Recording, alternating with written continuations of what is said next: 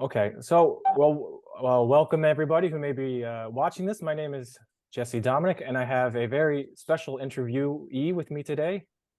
I'd like to say I've conducted a number of interviews in the past, but they've always been published just in print. So this is kind of my first foray into video interviews, and I'm honored to start that with speaking with Metropolitan Nikolozi.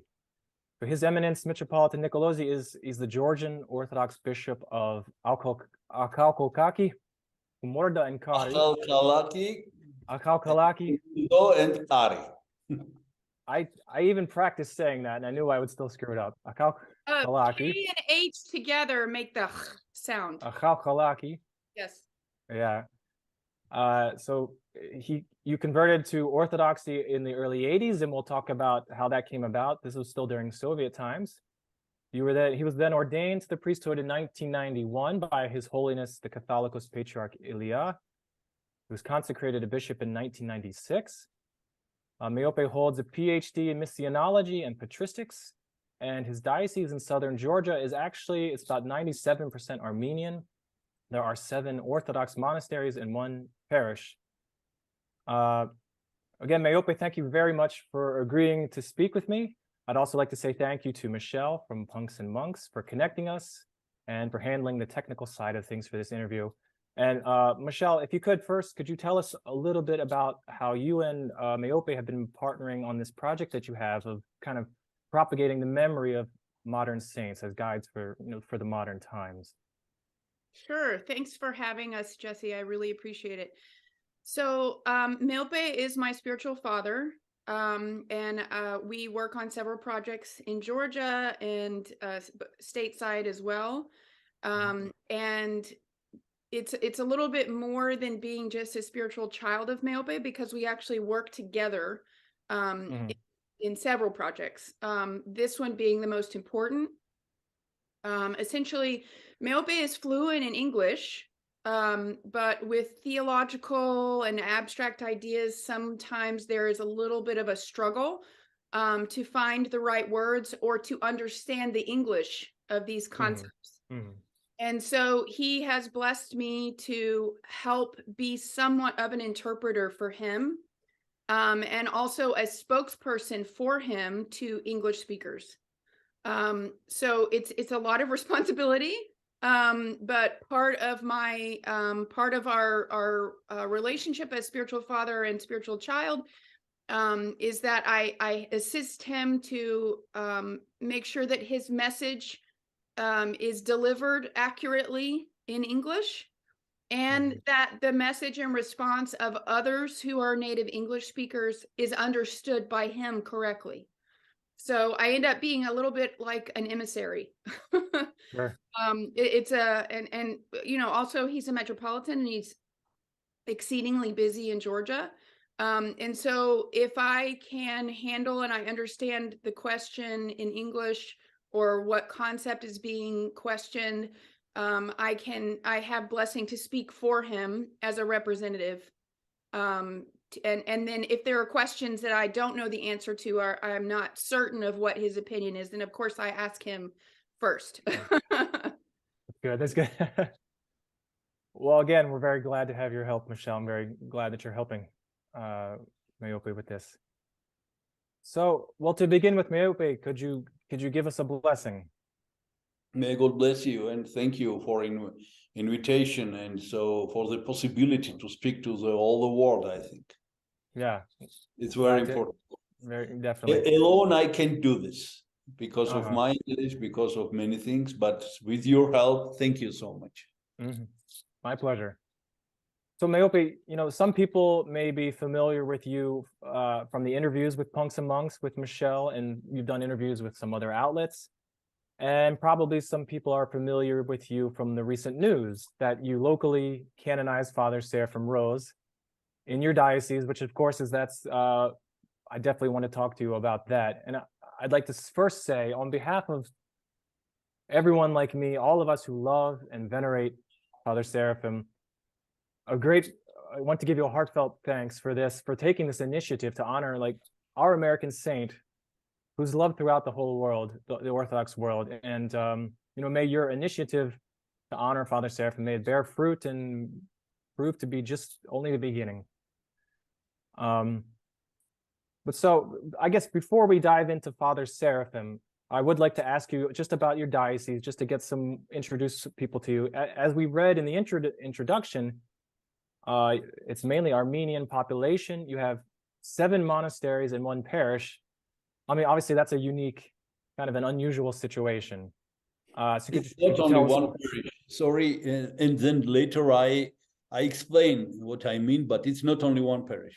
We have many parishes, but one priest who is going to one priest. Okay. Yeah. Well, could you tell us just some more, just some basic information then about your diocese, the spiritual life there? You know, how big are their monasteries? It's not easy to retell and so to do it so quickly because it's a history of Georgia. This area was loosed by Georgian kingdom about 400 years ago, maybe a little more. And after this, it was under Turkish empires, Ottoman empires, they called them. And so we had here also Orthodox services, but the last bishop also was in 17th century. So bishop who lived here. But later, so we had some priests and they were continuing. And it returned back to Georgian church in the beginning of 19th century. So it's a problematic area. In one hand, it's a border with Turkey. And during all this period, Turkeys were enemies for our country, for Soviet Union, because it was a member of NATO. And so it was absolutely secret and absolutely impossible to go in this area. It was locked because of border with Turkey. And in another hand, we have the border with Armenia here. And so the 97% of our population is Armenians, and it's not a problem, ethnic. So who are they in ethnic? But the problem is another. They are not Orthodox. Right. They are monophysites. And even not monophysites, but in this such kind of regions, mountain regions in Georgia, in all Georgia, the people during these 70 years they came back to their roots and became pagans. And so yes, because they call themselves Christians, of course, but their rule of life, how they are living, it's very close to paganism, and we have now to bring them back to Christianity. So it's not. It's a high mountain region, and how many feet? It's my city. It's 1,700 meters, but it's about 4,000. 4,000 feet. He's in the Lesser Caucasus. So Georgia is kind of divided. Tbilisi is in the middle and is in kind of a valley. And the Greater Caucasus is in the north and borders Russia. And the Lesser Caucasus is a lot in his region, which is borders Turkey and Armenia.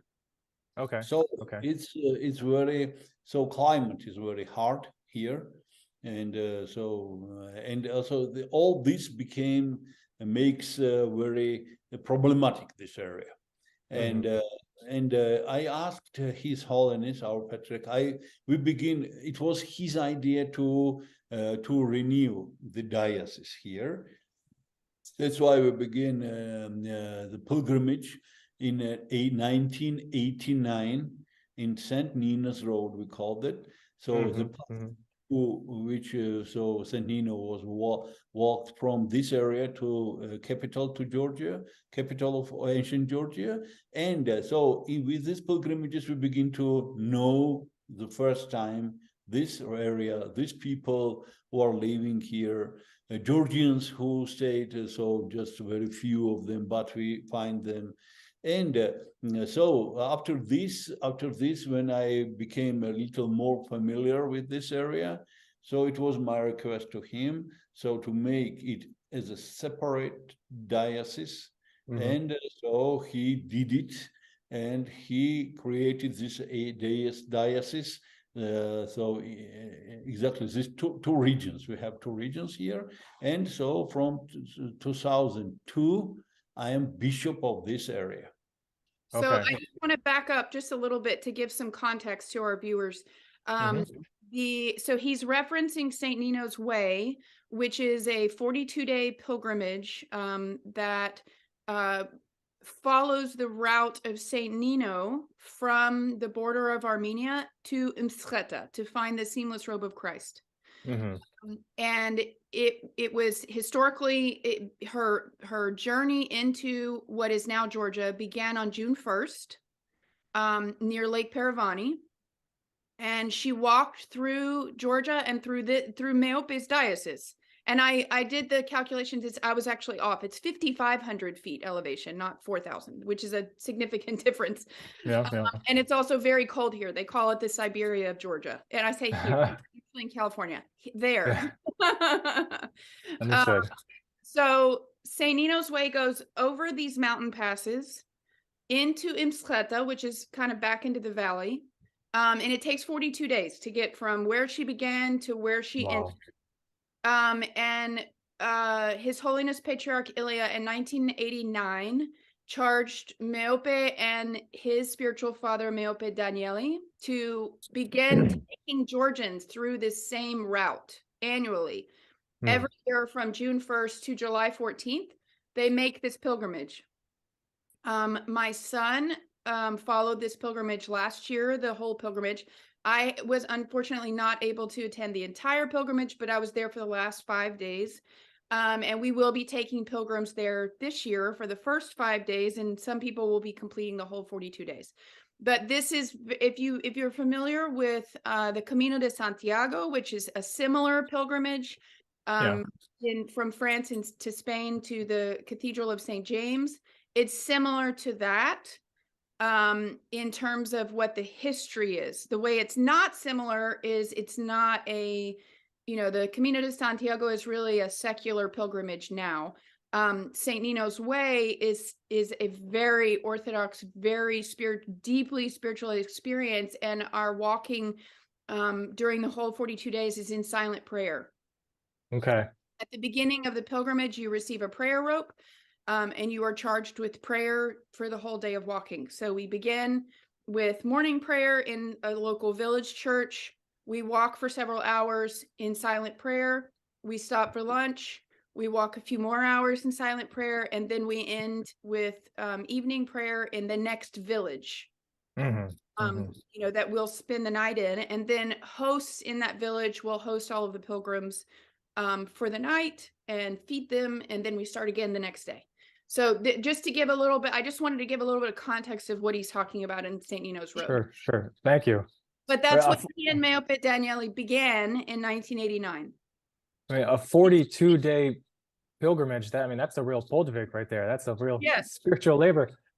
I've been on, I went to Estonia to Pjuktitsa Monastery, and we processed from their skeet back to the main monastery. That was about 8 hours. And after that, I was feeling kind of like I was a little beat. I'd gotten beat up a little. I can't even imagine 42 days. Yeah. So over the 42 days, they cover about 100 miles. Okay, that's amazing. Wonderful. So you should come next year. God willing. They've had Africans join their pilgrimage. People from all over the world to join their pilgrimage. America, from Russia, from Serbia. Wonderful. Wonderful. Years, yes. Yeah. Well, that's wonderful. About my parishes, I want to say that. So we have few Georgian villages here, and we have ancient churches in these villages, which were closed 400 years ago, and we one by one are opening them and inviting parishioners, and our priest is traveling so for each village, and sometimes we are inviting a priest from another diocese, and so we try to help them, these villagers, to have these liturgies. So and in this the capital of this diocese is a city which I am, Ahal Kalaki. It means new city. So in English, yes, Okay. because so we built it in new. It's small, very small church, but it's new. Built it in 2005 because there was no Orthodox church in this city. It's 11,000 population, and so I'm serving on this chapel. And priest is is going to villages, and so that's why we have more than one parish church. Okay. But so we use my church as a cathedral. Okay. Wonderful. Well, thank you for that. I think, towards the end, we'll get back to some of your talking about your missionary labors and reviving it in your diocese. But so as we've said, as people have read in the news, and as we've said, you recently canonized Father Seraphim Rose for your own diocese, a local canonization. So, I mean, my first thought is, Georgia has thousands of its own saints for over a millennia. So why take this initiative? Why this interest, in our little American convert, Father Seraphim? I have personal reason for this. Because when I was baptized, of course, as all Georgians, we are doing this in communist period. I was a baby when I was baptized, but I was not feeling myself as an Orthodox Christian because I didn't follow all the rules. I didn't know how to pray, and so I was just interesting as a Christian culture. So I was reading Bible, but I was not, how to say, this church believer, how to say, I don't know. Wasn't participating in church services during this time. Yes, and so first time when I received my communion, I was 25 years old. It was the first time when I decided to do this, and I was fasting and I confessed, and so it was the first time. And so I needed to receive this decision, so to begin to do this. And the first book which I read for that time, it was Father Seraphim's book, and was so he died in 92, and in 95. 82, sorry, 1982, and 1985, I read his book in Russian language. It was translated to Russian, the Soul After Death, and so it was a bootleg copy of Soul After Death. So it was like it had been translated into Russian, and it was bootlegged into Russia because at that time it was illegal to have religious books. Yes, and so I borrowed from somebody this book, and I read it, and that's why I decided to become Orthodox Christian.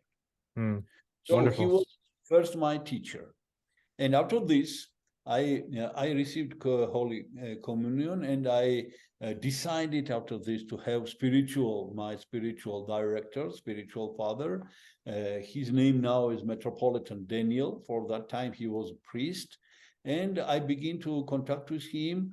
And so we had, it was even this early 80s, it was Soviet period. And I think it was in 89 or no, maybe 90 or maybe 91. I don't remember when Father Gerasim, now he's Bishop Gerasim of Fort Worth, Bishop Gerasim Eliel.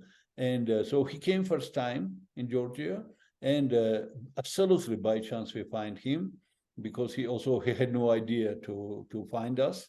And it was only God's will. And when he told us that he is spiritual child of Father Seraphim, we became so happy with it, our parishes, because for that time we had translated in Georgian language 2 of his books. And when he saw it in Georgian language, so he was very happy with it, of course. So that's why we begin now, after this, to have live contact with the monastery of Platina, and also with him, and also with another monks. But it was the first time in 2001 when I came first time to visit Platina and Father Seraphim, because I wanted so much to see all this which I have read then in the books. But I want to show something to you. Okay. When I became priest in 91, so I created my notebook myself. It's created myself, and I did it. And so I begin to put all the prayers which priest needs. And this one, it's about 30 years old, and here is this way because for even during this pilgrimage, it happened fire, and it was in fire, and I took out. So it's with adventures. And I want to show something to you. See, here is the last page. The last page. See, if you can see, read what it's written here. It's Tropari of Father Seraphim. Can you see it? No, it's pretty tough. I'll tell you what's written here. Oh, our wise and meek Father Seraphim, righteous monk of the last times, teacher of the Holy Fathers and Scripture, whose constant counsel was humility, intercede before Christ God with all the saints that our souls may be saved. It's written 30 years ago, and it's not created by me. You wrote this Troparion. No, he did not write it. He did not write it. So someone else wrote the Troparion in the early 90s. From Platina Seraphim, a monk of Platina, wrote this Troparion for Father Seraphim. Bishop Tarasi gave it to me 30 years ago, yes. And when Meope found this Troparion, he wrote it in his priest's book. So at that time, wonderful. In Georgian, there were not service books for priests in Georgian. So he had to they had to create their own service books with all of the prayers that priests would need. And so this is the service book that he created. Right. And when he went to St. Herman's for the first time, he found shared this Troparion with him, and he wrote it in the back of his book, and he prayed this prayer to Father Seraphim every day and had it memorized. This was in the 90s. So this is the idea why, because of course, he's not only one, Father Seraphim, whom about I'm concerned, who is not canonized here, canonized yet. So we have in Georgia also some saints, but in Georgia it's easy. Because just a few years ago, 3 years ago, 4 years, we canonized saint from my diocese who lived in one of the villages. And a few years later needed, so I need time to collect all the materials about him. And then when I asked my Holy Synod and I introduced them this saint, nobody knew about him, but all of them, they agreed and we canonized. I think we need these canonizations, new canonizations, because about ancient saints who lived before, then we are doing now in our Holy Synod also these acts of canonization about them, because we don't know in history that if it happened, their canonization. And we are doing many of them are canonized now, but I think that, so I am very happy with it, that to know the people in all over the world who maybe some of them, they are still alive and some of them died. And so I think that they need to be canonized because they will help us with their life, with their experience. And so first of all, it's Father Gabriel, the monk Gabriel, who lived and whom I knew personally. And it was not easy to canonize him. It was not easy to take this decision. And so it's I'm trying to answer your question, why I decided to canonize, so to work with canonization of Father Seraphim. He's not only person, even from America, because I want very much to be canonized Brother Jose. Right. Yes, and also Father George Calciu, whom I knew from Father Seraphim. Because he in his last, I think, lecture, it's about Orthodox vision, and so in this this was which we translated in Georgian. in these early 80s. And from that time, I knew about Father George Calcio, and I had no idea that it's possible to be in contact with him. Unfortunately, I did not meet him. I just last year, when I came to this anniversary of Ivor and Icon, who was giving this mirror, and the first time I learned that he lived in the United States. First time I heard about this, so that's why I also begin to work on this direction too. So. That's why I decided. So one of them who I think needs to be canonized.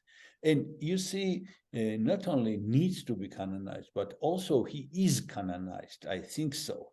You know why? Because in Georgia, when I told people, my parishioners, all my friends, that I'm going now in the United States in September 2, so for the anniversary, 40th anniversary of his departure, and so also to participate on his canonization, all of them, it was only one question: he is not canonized yet, because all of people, they are sure that he is canonized. You see, that's why. That's why I think, because, and why we need exactly Father Seraphim. I think that there is one of questions that I received the letter from Bishop Jerome, yes? Jerome of Rocor.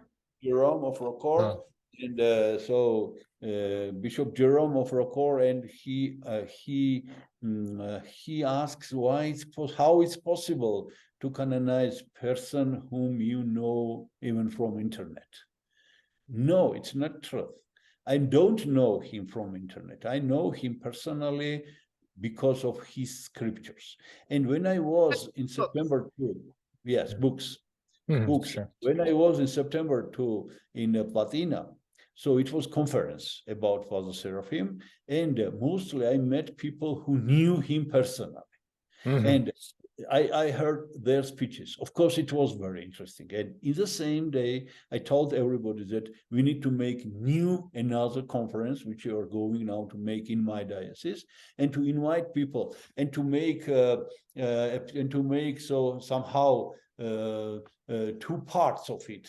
So one to speak people who knew him, and another part who didn't know him. Because I didn't know him personally, but he participated on my life. Yes, Meope's, I'm sure, Jesse, you know this. Meope's story is not unique. There are many thousands of people who were brought to Orthodoxy in Russia and Georgia and the former Soviet Union as a whole by Father Seraphim's books translated to their native tongue. We have a parishioner at my own parish, Peter Tashenko. He told me his story.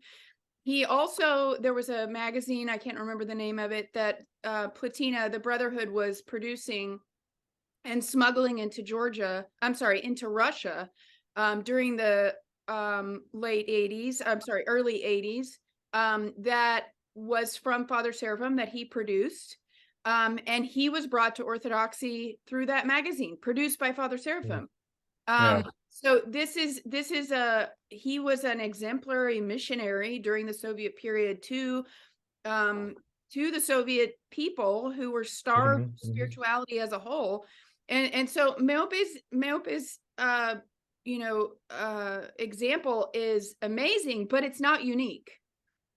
I was at Platina for the 30th anniversary of Father Seraphim, so 2012, and Bishop Daniel of the Bulgarian Church, he's now back in Bulgaria, but at that time he was serving in America, and he essentially he gave a speech and he said this same thing, that when communism fell and all the people were in Bulgaria were returning to the church, he said they were all reading Father Seraphim.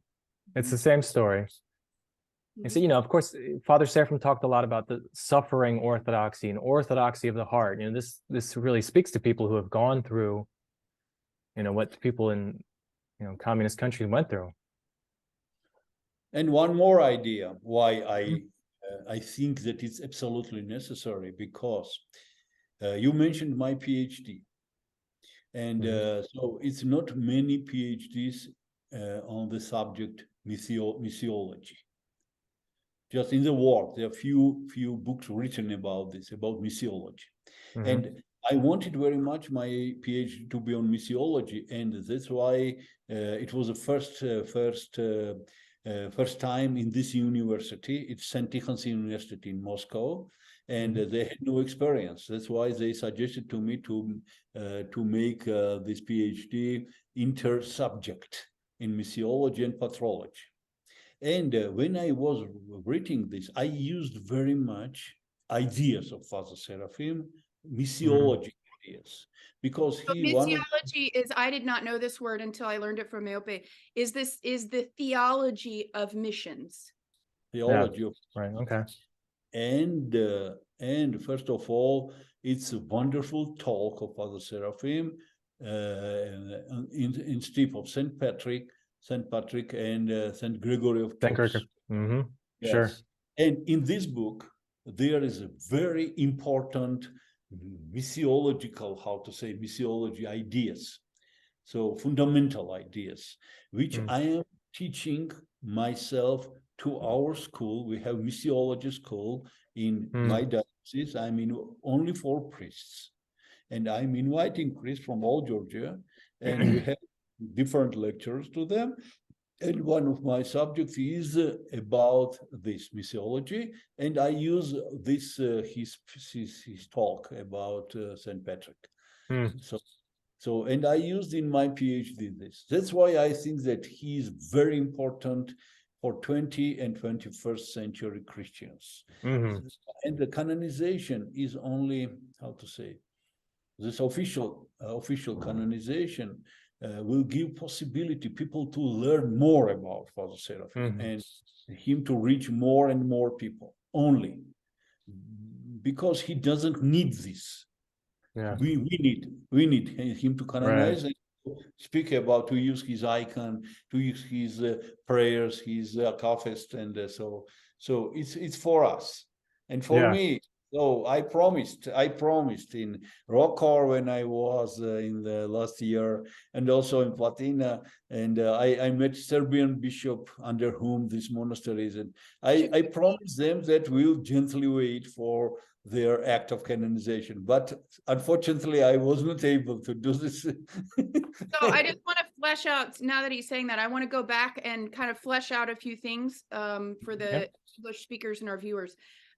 One point is that he said earlier that his project is not just about Father Seraphim. His project is the need to identify and glorify modern saints for the purpose of being missionaries to future generations of Orthodox Christians, and particularly today's youth.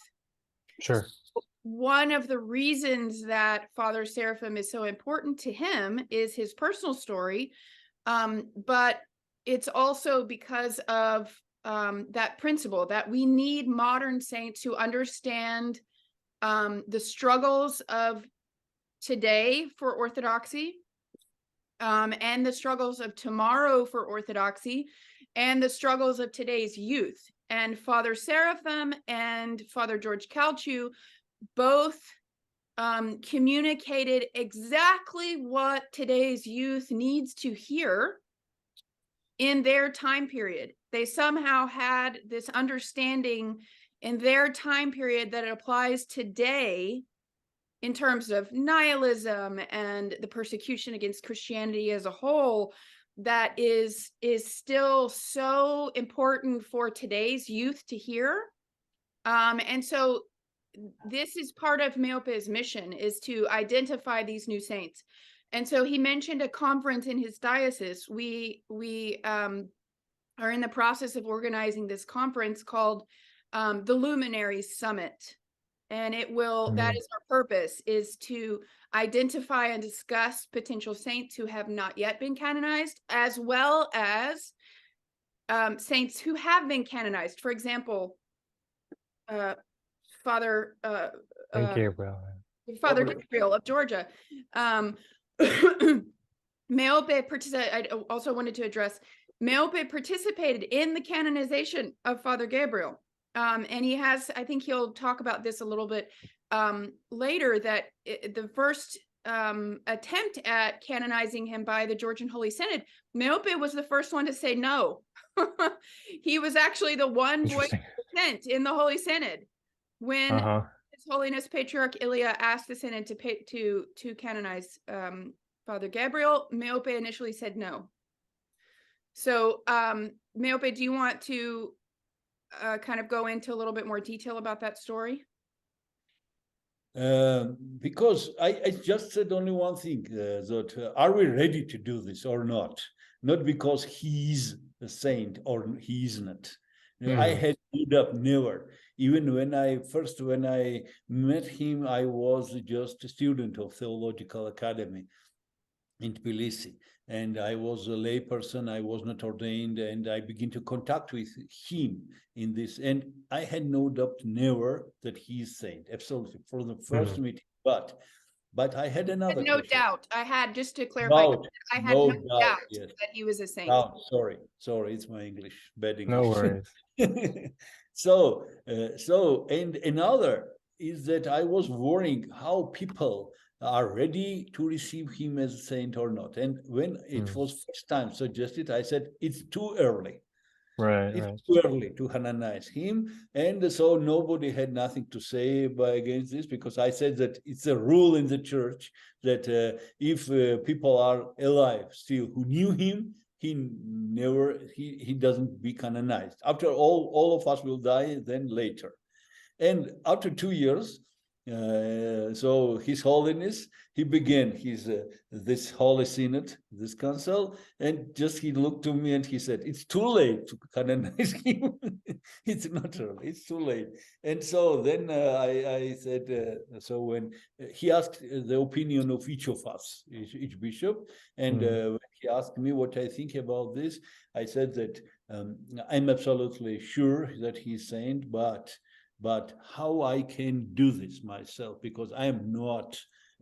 So to make decision, somebody is saint or not, you have to be somehow close to this person.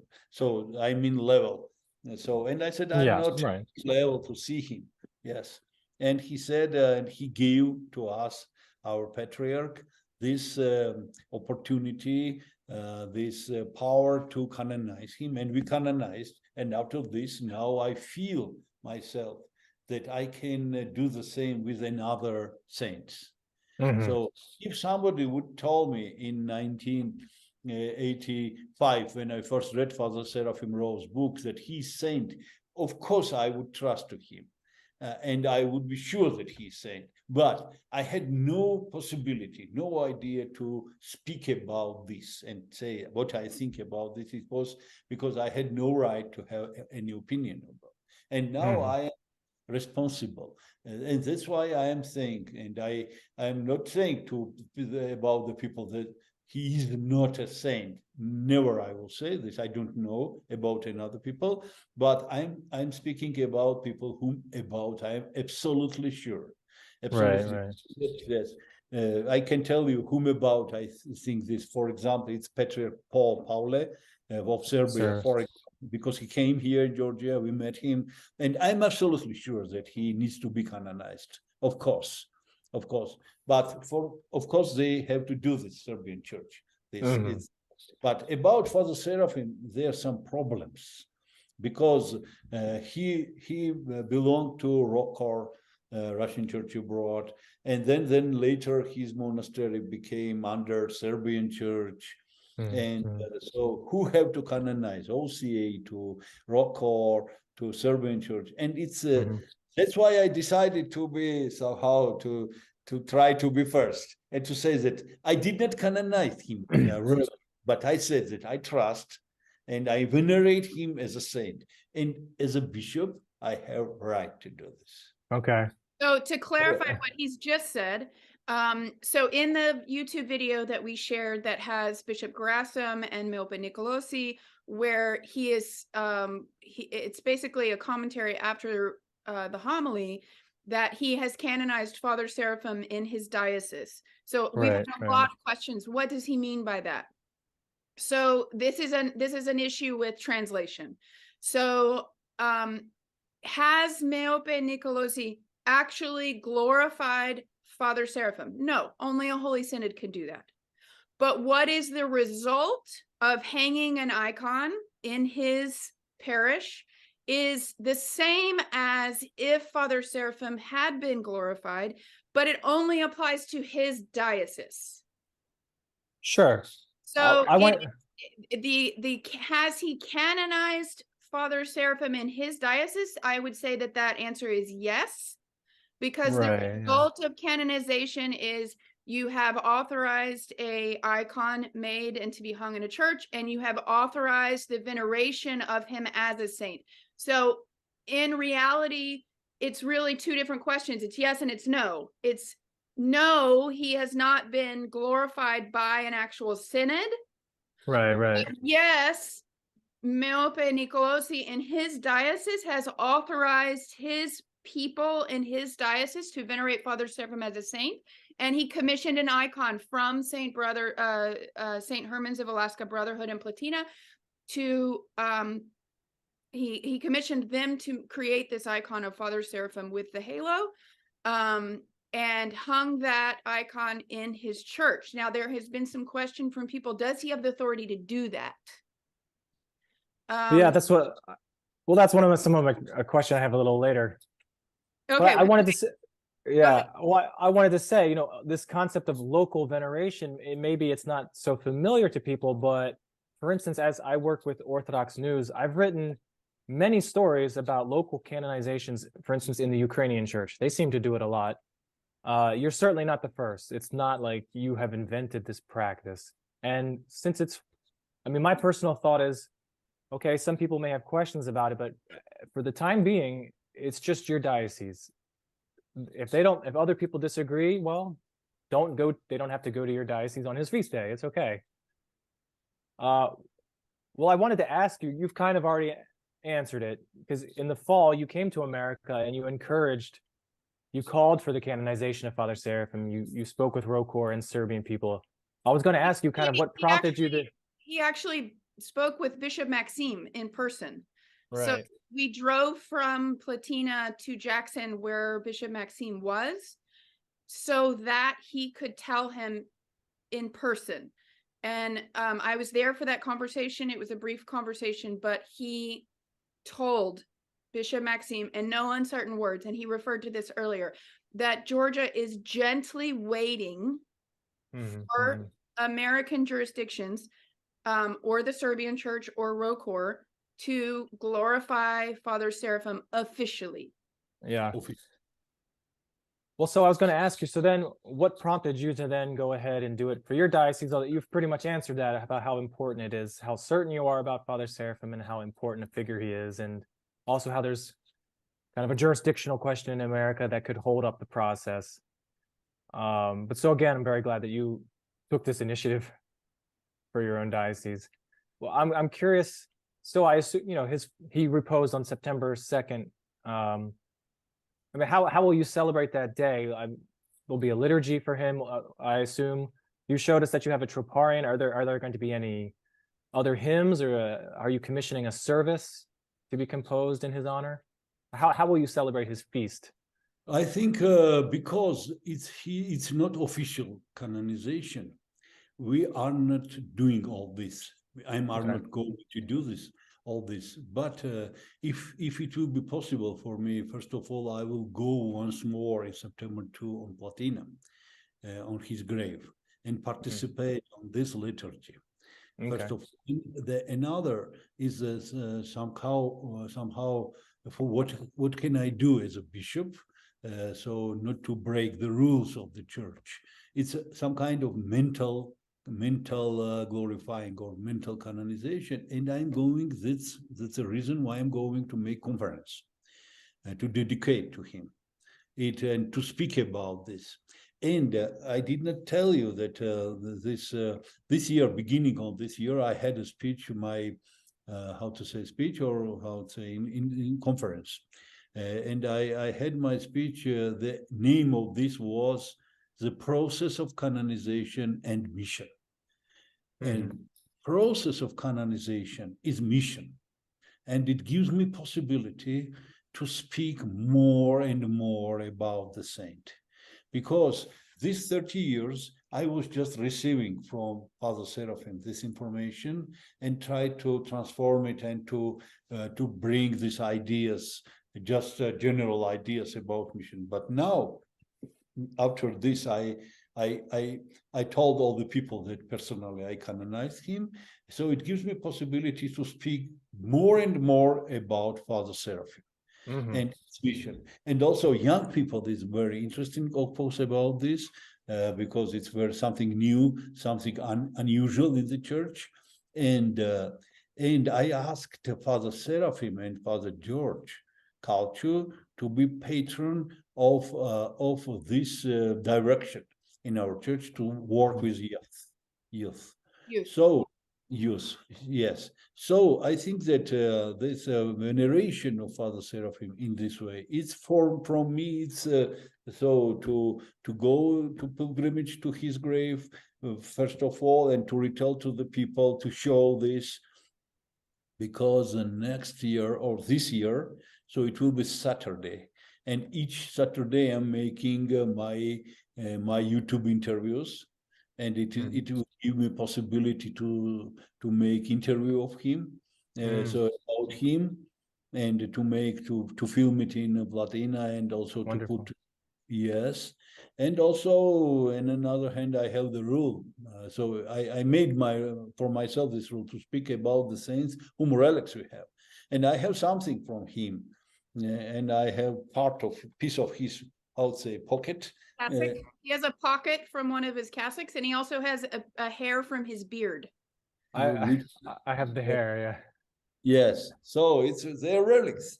And context, as we call it, they are, and so absolutely, I can speak about him. I'll do it, and I do it, and I hope for that time maybe some of maybe it will exist a church who will make officially canonize him as a saint. I think so. Yeah, I hope. If not, it's also okay, because it's process of canonization, and it's very nice and very good process. So I'm not sure if you are aware of this, Jesse, but an AKATHIST has been written for Father Seraphim, Timothy Honeycutt, and a service has been written for him by Father Euphrosinos at Archangel Michael Monastery in New Mexico. I just got a message from him yesterday that he's going to mail that to me. I haven't seen it yet. I just found out about it through one of our followers. But that's an important piece of the process also. Sure. And so I'm sure that we will, continue gathering these services and prayers that are written, the Troparion, that Meope read earlier, as well as the AKATHIST, as well as the service from this Father Euphrosinos. This is all part of the process, is gathering all of this information. So that's one of the hopes for this conference, is that we have a list of speakers already around Father Seraphim, around Father George Calciu, around Brother Jose Munoz, and Matushka Olga. And those are the first four that we are focusing on for this first conference. And we are inviting people who knew them and who venerate them as saints to help us gather this information about all these saints, to help continue promoting, the glorification of these holy people.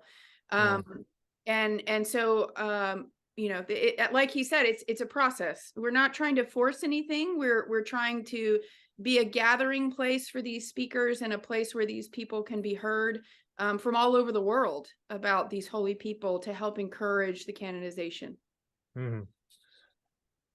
Yeah, understood. Also, I want to mention, I was aware that Timothy is writing the AKATHIST to Father Seraphim. There is another AKATHIST that's already been written several years ago.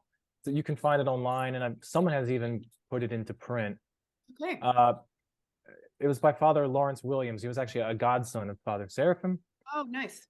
Yeah, but the one Timothy is writing it's just kind of, he's improving on it, on the one that already exists. So I'm glad I was able to get a sneak peek of the one that Timothy is writing. It's looking very nice. But one other thing I wanted to go back to is just one more piece in what is Meope's authority and is what he has done canonical. Meope, did you want to speak about Saint Simeon, the new theologian? It was a question. So, do we have any history, any Precedent. Precedent? Yes. And so after this, I begin to look for it, and of course they are.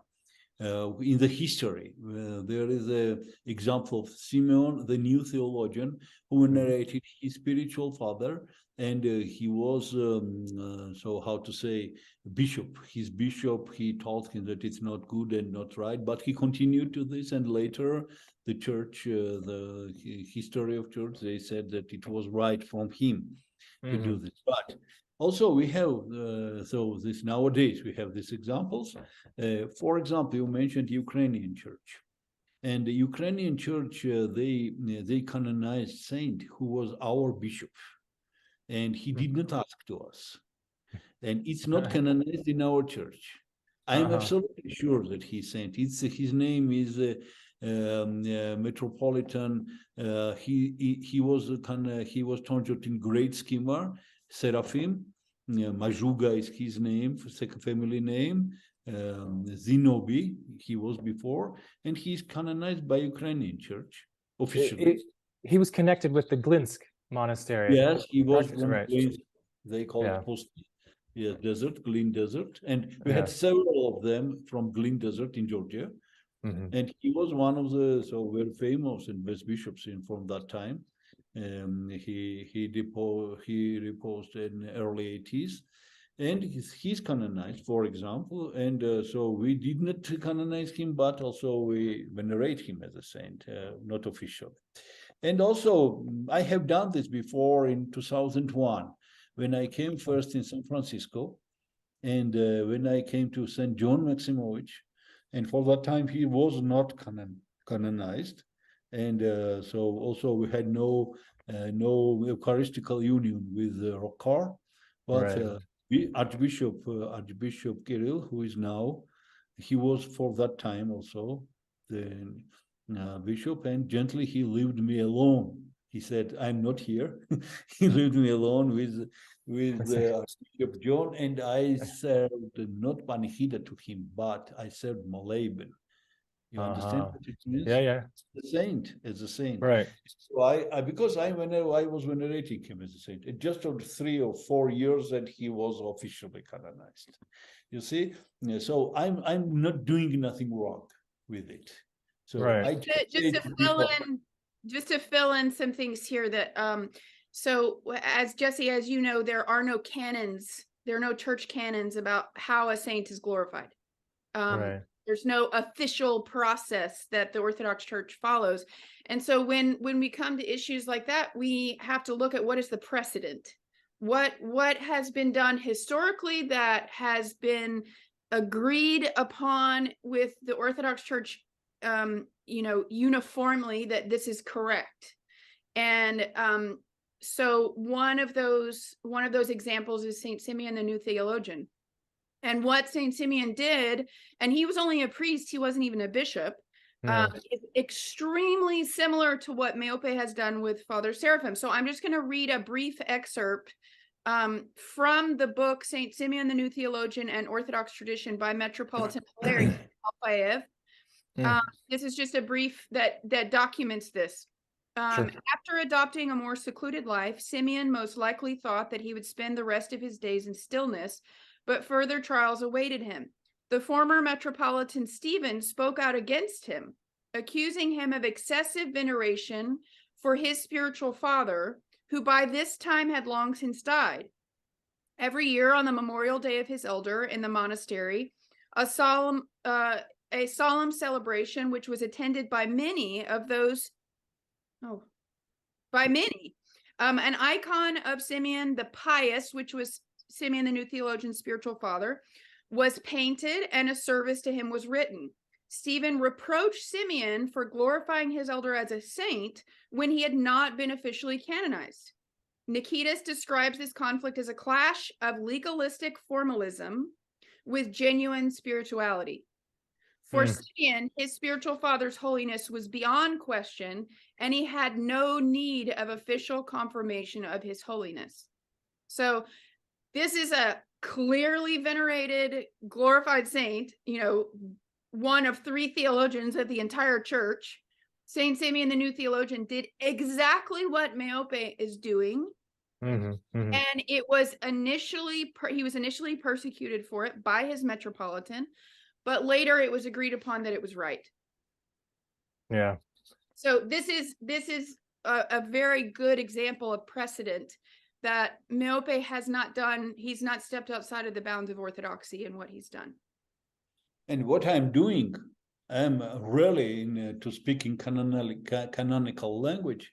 So I'm not canonized him, but I just giving example to people, to clergy, to bishops, to churches, that I am venerating him as a saint. I can do this. And please follow my example. And if you do it, because you also have this right, this power to venerate him. It's not forbidden in the church to venerate. He's not canonized yet, but to venerate him, and it's, we call it public veneration. It's one of the rules according to which we can canonize the saint. And also it happened with Father Gabriel. So when I told His Holiness that it's too early, all the synods, they decided to wait 2 years. We're waiting 2 years. And during these 2 years, we were forced from people who were venerating him. And it was impossible not to venerate. And that's why His Holiness said it's too late. We needed to do it before, not to be forced. And I think it's the same situation with Father Seraphim. If even these churches who will have to take this decision will not do it, they will be forced, and they will do it absolutely because he's influenced. Yeah. Well, as we said before, of course, Father Seraphim is venerated all throughout the Orthodox world. There's millions of people who are waiting for his official glorification by a synod. You know, I've several years ago, I was in Greece, and everybody we met, when they found out we were Americans, first they wanted to ask us about Elder Ephraim, but then they also all wanted to talk about Father Seraphim. And on that same trip, I then went to Serbia, and in Serbia, everyone just asked about Father Seraphim. They said, "Oh, you're from America. I love you. We love Father Seraphim." You know, it's, of course, as we said, this is not a rare thing at all to have this public veneration of Father Seraphim. I believe I read or heard somewhere that you even spoke with some like canon law experts. Yes. To get their advice, to get their counsel on how to proceed. I spoke with them, and just only to be sure that I am right to do this or not. Yeah. Because I did it, and after this I asked for advices, and they said that what you can do, that it's yourself you can venerate, and of course I can't so write down this as a paper, so in my diocese to make document of canonization. No, I have no power, no right of this. So I just how to say it's in English, I just try to prove myself, and that's why I verify. He had already made this announcement in his diocese, and then we experienced some pushback, and he was like, "Okay, I'm right. I know I'm right, but I need to just double check and make sure there's not some kind of canon that I violated that I'm not aware of." And so he reached out to some church canon experts, and they said, "Absolutely, yes, you have not violated anything." How to speak about this, how to tell people what I have done, and how I'm speaking now to you. It's their advice. Understood. Okay. Well, so I'm curious. So although there's been pushback from some people have had questions about what you've done. Does it seem, amongst other members of the Georgian Synod, does it seem like are they inspired to follow your initiative? Does there seem to be any kind of movement to take up the cause? I think in our synod, nobody will against his canonization, but I'm not sure that they will agree that our church, our local church, will be the first who will do it. Mm-hmm. Right. I have to make them sure that we have to do it, but I have no arguments. As I told Bishop Maxim, we're gently waiting for their decision. And I think it's better for them to, because we had not good experience with the Ukrainian church who canonized our saint. So, and it happened some another thing, very interesting. So it was Polish Orthodox Church who came to us and who said, we have all the materials, all these papers to canonize Father Gregory Peradze, who lived in Poland and who was martyred by Nazis in Auschwitz. He was martyred by the Nazis in Auschwitz. Right, yes. right. Yes, and they said we have everything ready for his canonization, but we gently want to ask you to do this. And after this, so we'll take it from you. And also, we canonized him in 1995. Okay. With their help. Right, so right. I think that this is Meope's hope, and this is why he visited with Bishop Maxime and why he visited Holy Trinity and met with Metropolitan Nicholas, the primate of Rokor, and verbalize this desire and verbalize their position that Georgia is gently waiting for them to glorify him. It's not that the Georgian Synod is absolutely convinced that Father Seraphim is a saint. There's not one bishop. I don't believe. Meope, are there any bishops in your synod who would say that they're not certain that Father Seraphim is a saint? I think that there will be nobody in our synod if Serbian church or some another church will canonize him. I think one of the first who will receive him as a saint will be Georgian church. Yes. So there are no bishops in the Georgian Synod. I think so. No bishops. Yes. Maybe yes. Somebody maybe will. I don't know, but I am absolutely not sure about it. Yes, but his position is we want to, because of their experience with the Polish church and their experience with the Ukrainian church, they want to gently wait for Rokor or Serbia to do this first. But so the charge of that is why he is vocalized this example. I'm venerating him as a saint. He is, I'm encouraging other people to venerate him as a saint. And that is generally how it happens. There are, local faithful who are venerating someone as a saint, and then they begin asking their bishops. They begin asking their priests, and the priests ask the bishops, please, let's talk about this. Let's, Somehow I'm helping to them. His example is the purpose of his example is to encourage this, to encourage the faithful to talk to their priest and to talk to their bishops about glorifying Father Seraphim. That's what his hope is, and that's also the purpose of this conference, is to further that encouragement. And what I want to say to you, it's the same. It happened also just a few years ago when I came to Mount Athos, and I came to Dokiari Monastery. And in Dokiari Monastery, I came on the 40th day of repose of Father Gregory Zumis, whom I knew personally very well. And I came to them and said, I just came to tell to you that I have power to say this. I'm allowed to speak about this, and I have think the authority. Authority that he sent, and also his icon in my chapel also. And he was before I put Father Seraphim's icon. And I venerate him as a saint. I told him that my veneration maybe will help you and also your bishops to take decision about his canonization, because he was a live saint whom I knew. Absolutely, I'm not Absolutely, I'm sure about it. He helped me very much, and I know many examples who help people spiritually. Mhm. Yeah, I've written on our site, I've written news and translated some articles about him. Of course, I didn't know him, but I've only read and heard, what you're saying, that he was a very holy man.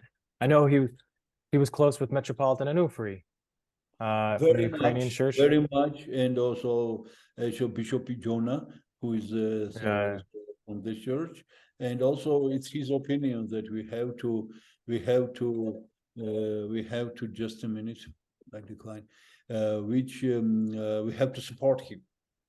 Mhm. He spoke many about Bishop Onufri, and so that's why I trust to Bishop Onufri that he's very, very, how to say, respectable person. Yeah. Absolutely.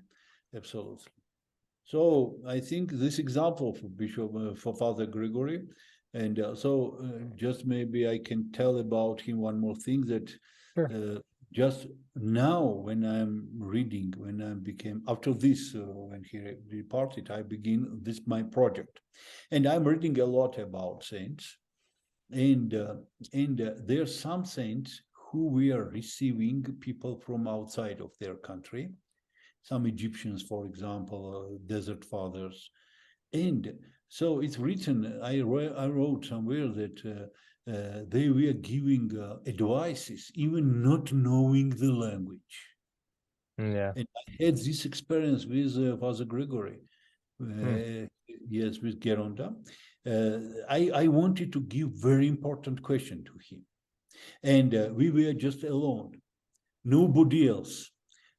And so it was in the bank of the sea, and we begin to. I told him some names, whom about I wanted to know this opinion. He absolutely understood and so by chance came the person whose English was very poor, and he translated just 2 or 3 words from him, and he explained to me what he wanted to say, and I received the answer, and it was absolutely amazing for me, and it was very important position in my life, what I received for example. So to be back to Father Seraphim, I'm finding more and more messages from him. I told you that many years I'm using his this speech about this lecture about St. Patrick. And as more I'm reading it, as more I'm finding the new ideas, for me, new ideas. And all this which is written in this book, so I find in the life of saints. And for example, I begin to read the book of Saint Gregory of Tours, History of Franks, and I find all the stories which Father Seraphim has retold in this book, and it's so deep. And I was very surprised when I read once more Father Seraphim books, because it's a little different, which writes Saint Gregory, and which says Father Seraphim about it. But when I begin to learn more and more, so I find that Father Seraphim was understanding very deeply what Saint Gregory says, and then I learned it. I touched this. So it's very interesting. He's very wise. But I think it can be easy to kind of let's misinterpret Father Seraphim at first. He speaks about very wise or deep things, but he's able to speak about them in very plain language. It almost hides the fact that it's so deep. And that's why he's so necessary for the new generations, because he's able to take these very complex ideas, and especially for a Western mind that is not accustomed to exploring these deeply theological concepts, as say 500 or 600 or 700 years ago, or a millennia ago. It was more common to discuss these deeply theological topics, and for the Western mind, it's not.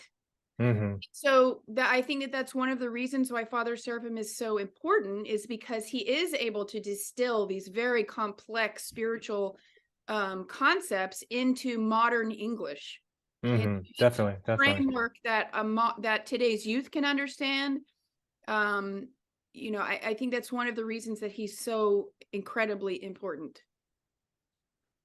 And I know I can say, just for me, I can say it was very important, his teaching about like the royal path, not veering off to the right, not becoming super correct. Absolutely, absolutely. Especially in the internet age, it's very easy to stumble across a website of one of the old calendarists, the true churches, the genuine churches, and they make some good points. But Father Seraphim can steer you back to the royal path, you know, Yes, to not be enticed. This It was one of the first books which we translated in Georgia, Royal Path. Speaking of the royal path, Jesse, I don't know if you've seen the video of Bishop Gerasim presenting this idea of Right. the royal path at this conference that we attended together in February in Georgia. Right, yeah. It's also available on our YouTube, but that's exactly what he was saying, is that, you know, Father Seraphim, and of course he's a spiritual son of Father Seraphim himself, former abbot of St. Herman's Monastery in Platina. And he is very concerned at how some people have used Father Seraphim's words as weapons against people, and he does not condone this at all. And he goes back to Father Seraphim and explains that is not a true, that's not the context that Father Seraphim was speaking in, and this is not a correct interpretation of Father Seraphim's words. And he goes back to Father Seraphim's words in the Royal Path that says exactly what you just said. We can't be extremist on either side. We have to follow the royal path, which, you know, not to the left, not to the right, into, you know, hypervigilance or, you know, laziness, spiritual laziness, but right in the middle. Yeah. Yeah, so and of course that it just takes time living the spiritual life of the church to kind of find where that balance is. But it's wonderful that we have these modern lights like Father Seraphim, who lived in our times, as we've said, who can help us find that. You know, they're very necessary, as we've been saying. Well, so you know, we've said, like we're talking about now how he can take these deep theological concepts and make them very simple sounding, make them accessible. But I'm wondering, are any of his theological teachings in Georgia, how are they received? Of course, maybe his life, we can see he was a holy struggler, but for instance, in America, even some of his teachings can be controversial, especially on the topics of creation and evolution and the toll houses, you know, the mitarstva. Is there any kind of serious debate about these topics in Georgia? You know, do people doubt the sanctity of Father Seraphim because of what he taught on these issues at all in Georgia? Mostly these ideas, so these ideas are coming from Russia, as I know. Russians, they're reading very many and deeply, and also our country, we have very many problems in this post-Soviet period. And that's why I want to begin to make these conferences about Father Seraphim. And it will be the first, and it will be international. But after this, I want to make in Georgian language for Georgians, so to make some articles, some speeches, and discuss all this. The answer in your question is that it's not even so well known. All his books in Georgia. I think so you're more familiar with his life. Not all of them are translated in Georgian language, and now it's very important. And even I had this experience when I translated in Georgian the Step of Saint Patrick, this book. And I was translating it about maybe a few months.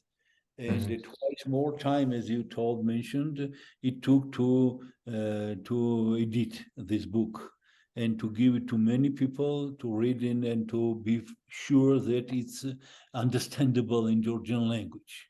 Yeah, And yeah, when of I course. printed this book and published, in the same time, I find another translation in Georgian language. And Yeah. I didn't understand what was written in this new translation. Oh, yeah.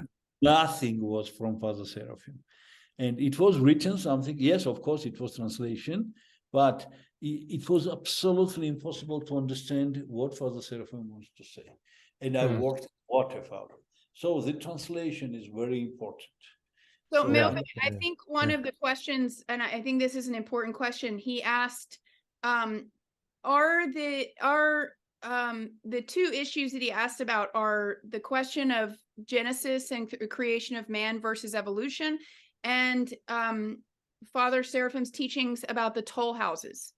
Are either of those issues controversial in Georgia, or are they understood as Father Seraphim understood them? I'm not sure that it's understood as Father Seraphim was understanding, because, as I told you, we needed more to learn about him and about his books and his. Okay, right. That's one of the reasons which I begin his canonization, is to bring to my people more information about Father Seraphim. Right. For me, just the whole question of creation and evolution has always been very important to me. And actually, I went to seminary in America, and I did my thesis on Father Seraphim and his teaching on creation and evolution. And I think it's definitely something that would be very useful to get out to, get his message out to the people more. I think his book on Genesis is one of the most important books that an Orthodox Christian could read today. Jesse, I don't know if you've heard, but I recently spoke with Abbot Damascene about that book specifically. They are in the process of releasing the new edition of Genesis and the Creation of Man, and it will be released this year. That's the first new book that they're releasing this year. So it won't be $700 on Amazon anymore. Right. Thank you. And Thank the God. edition that he told me about, it's in full color, and it's there is some expansion to that edition. He was telling me all about it, and it sounds really amazing. I can't wait to get my hands on it. Yeah, because everybody, at least in the English speaking world, everyone has an opinion on it. Everyone loves it's a very hot topic. Father Seraphim was, it seems to me, in the Orthodox world, in the English speaking Orthodox world, he was the first one to say, let's deeply study the fathers on this issue. What did the fathers say? And he was the first one to translate some of the fathers that he's quoting. It was originally lectures that he gave. Some of those fathers he was the one who translated them. And so it's like, that's his whole approach. To go back to the source. I learned from Father Seraphim to stick with the fathers. I spoke with another spiritual child of his several years ago, Father Alexei Young, who's now Father Ambrose. He said, Father Seraphim he accepted everything that came from the fathers. He had crucified his mind. He didn't become stupid, but he had submitted his mind to the church. So that guidance that he gives us, showing us that way, and that's the same as the royal path, to follow the fathers, to follow the royal path. It's all bound up together. He really, gives us the steady path to follow. Well, I think I just have maybe one more question then. Well, we've talked about Father Seraphim's importance for missionary work, and you said as you read his writings, you're constantly finding more and more messages. Is there something, when you think of Father Seraphim, is there perhaps one main message that you connect with him, or is there maybe you could share something that you have that has struck you lately about him, that something new that you've kind of stumbled upon about him, or just some main message that how you could describe Father Seraphim? So to be back to this book on St. Patrick, so it's possible to take the red pencil and to sign these fundamental ideas. And the first idea which he speaks about is so it, you see, all this what I want to say to you now, it's not new ideas. It's of course it's fundamental ideas, but it's the way how he says it and how it these fundamental ideas. It's absolutely new and fresh.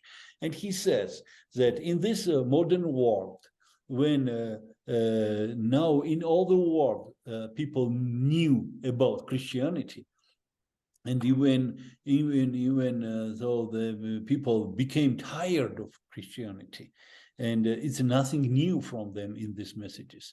It's even more difficult to bring this message about Christ than it was in the times of Saint Patrick. Then people, it was something new for people. And now, to make all this as Saint Patrick was doing, with his fire, with so how he brought all the people, Ireland people, to Christ, and how now they venerate to him. So everybody is so taking the green clothes and something green, yeah. So so how it happened, and to try to repeat it, it's absolutely, it will be not successful. And you have to learn what's happening now in this world and what's the most important challenges of this world, and to be inspired of his spirit, and after this to decide what to do with it and how to bring this message. And he's doing this himself. Himself, he's bringing this message about Christianity. And I think this idea that we don't, how to say, we don't be